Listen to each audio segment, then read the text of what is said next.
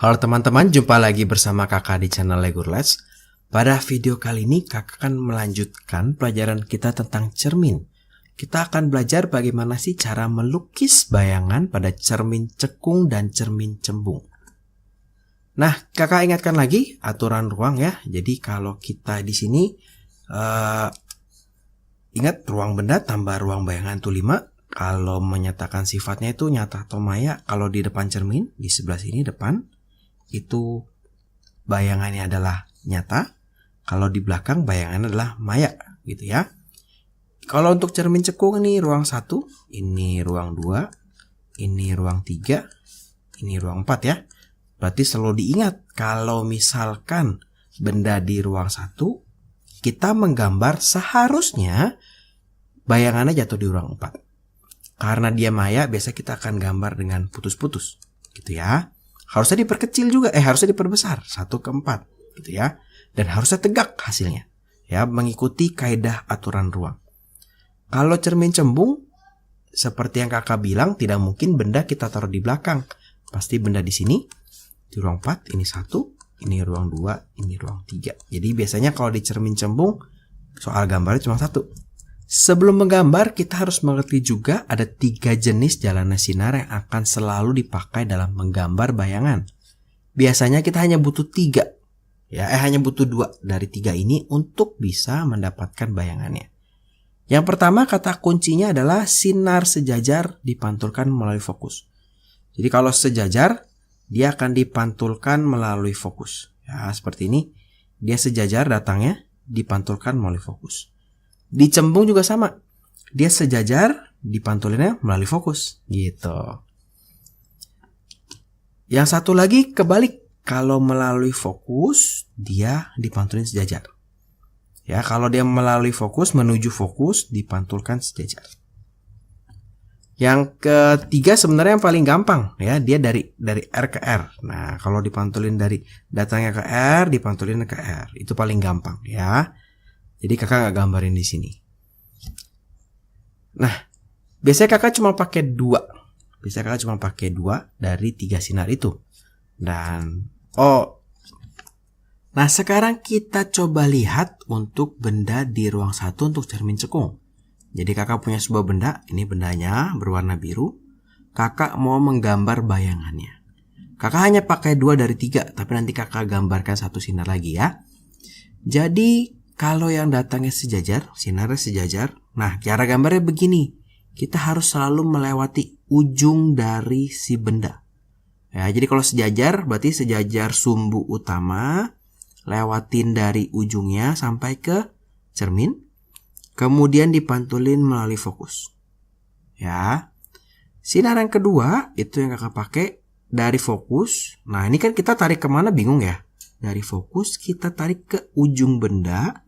Sampai ke mana ini? Ke si cerminnya. Baru kita pantulin sejajar. Nah, bayangan yang dibentuk itu adalah hasil dari perpotongan sinar pantul. Jadi yang ini sama ini. Kalau kita lihat nih gak bakal ketemu. Satu ke bawah, satu ke lurus terus ke depan. Gak bakal ketemu ya. Artinya yang kita cari sekarang perpanjangannya. Jadi perpanjangannya kakak perpanjang ke belakang. Kakak perpanjang ke belakang. Kakak dapat titik di sini. Nah, ini adalah bayangan dari si cermin tersebut. Dari si benda tersebut. Sifatnya diperbesar. Kelihatan ya. Dan dia tegak. Kelihatan ya. Dia tegak tidak kebalik. Dan dia maya. Jadi kakak tulisnya gambarnya pakai putus-putus.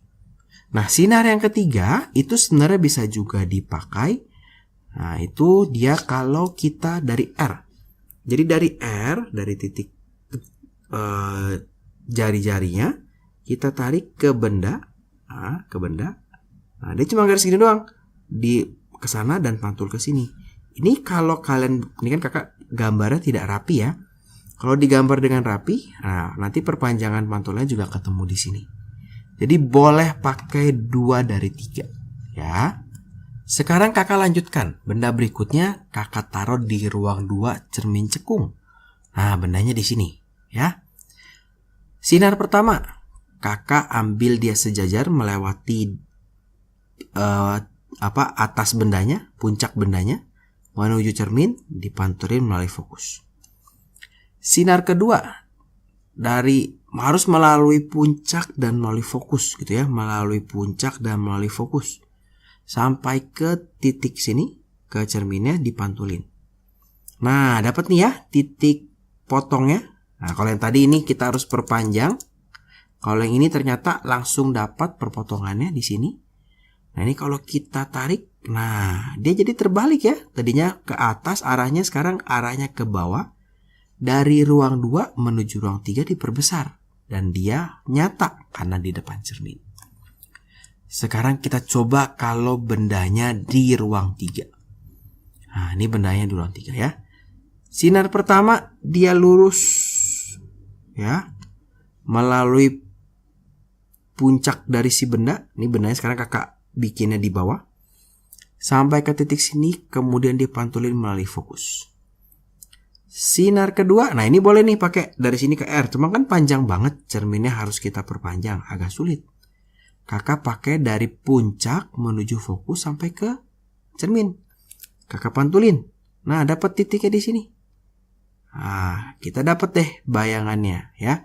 Jadi bendanya yang ini, bayangannya yang ini. Ya, dia terbalik. Tadinya ngadep bawah, sekarang ngadep atas ya. Kemudian dadinya panjangnya berapa nih?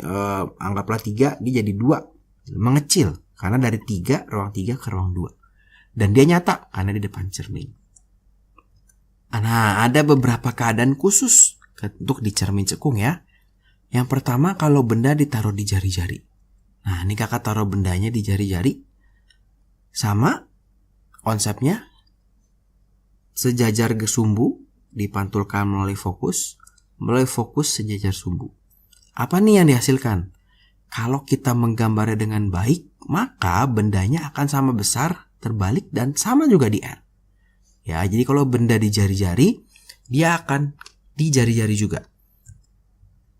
Kondisi khusus berikutnya, kalau benda ditaruh di fokus. Cuma kakak nggak bikin nih. Kalau benda ditaruh di fokus, dia bayangannya akan tidak kelihatan sama sekali. Dia akan ditahingga. Adik-adik boleh coba gambar, pasti tidak akan ketemu nih, perpotongannya nggak akan ketemu. Nah, kalau bendanya di fokus ya pasti kita nggak mungkin pakai sinar yang melalui fokus ya, pasti kita pakai sinar yang R. Nah, nanti boleh dicoba di rumah, pasti nggak akan ketemu-temu tuh, garisnya panjang sekali. Nah, itu karena bayangannya ada di tahingga. Yang terakhir adalah untuk bayangan cermin cembung. Ya, bendanya hanya kakak taruh di depan karena tidak mungkin bendanya taruh di belakang cermin ya. Cahaya dari senternya atau sinarnya tidak bisa menembus cerminnya. Sama, berarti kalau dia sejajar sumbu utama, dia dipantulkan dari fokus. Berarti kalau kita bikin seperti ini, ya, dipantulkan dari fokus nih. Dari fokus kita tarik dulu garis sampai ke titik cerminnya, perpotongan cermin dengan sinar datangnya. Nah, ini pantulannya ke sini, gitu. Berikutnya juga sama, kalau ke fokus, jadi kakak ukur dia supaya penggarisnya tuh nyampe di fokus melalui tinggi dari si bendanya ya. Nah, kemudian kakak pantulkan. Hati-hati nih, ada perbedaan. Kalau yang tadi orange itu adalah pantulannya, kalau yang putus-putus hijau ini adalah garis bantu supaya si sinar datangnya menuju fokus ya. Artinya kalau kita mau mencari bayangannya, sinar yang ini harus diperpanjang dulu ke belakang. Ya, dapat titik di sini. Nah, ini adalah bayangannya ya. Tegak dari ruang 4 ke ruang 1 diperkecil. Dan dia di belakang cermin, makanya maya. Nah, kira-kira seperti itu untuk menggambar cermin. Jadi kita hanya butuh 2 sinar dari 3 sinar. Kemudian kita harus menggambar dengan rapi. Ya, jadi harus dengan rapi. Misalnya nanti kalian disuruh menggambar cermin dengan jari-jari 6 cm, ya gambarlah jari-jarinya 6 cm.